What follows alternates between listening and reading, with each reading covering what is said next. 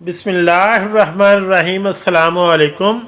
सोने वाले तकिए के कवर को हफ्ते में एक बार ज़रूर धो लें।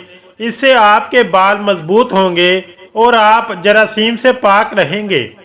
अगर बंदा खाने के दरमियान 3 घूंट पानी पी ले तो इसकी आंखें चमक जाएंगी हीरे की तरह।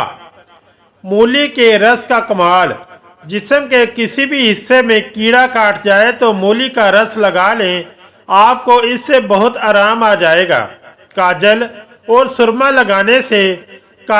सुरमा दोनों को लगाने से आंख के आंसू ख़त्म हो जाते हैं।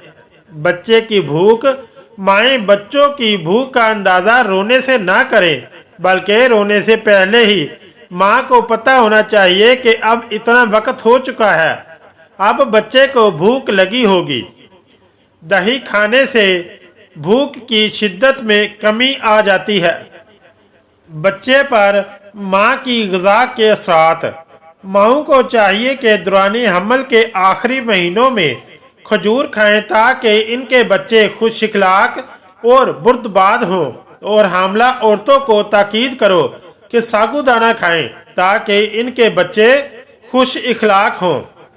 आटे को नीम गर्म पानी से गूंदकर रोटी पकाएं, इससे रोटी नरम बनेगी।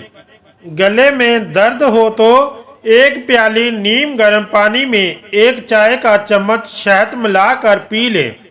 अगर नींद ना आ रही हो तो दही की बलाई लेकर सर के अगले हिस्से में मालिश करें, नींद लाने की बेहतरीन दवा साबित होगी। अगर इसमें कदरे रोगने कद्दू भी शामिल कर लिया जाए तो फ़वाइद में इजाफा हो जाता है। अगर आज के टोटके अच्छे लगे तो चैनल को लाइक और सब्सक्राइब ज़रूर करें। शुक्रिया।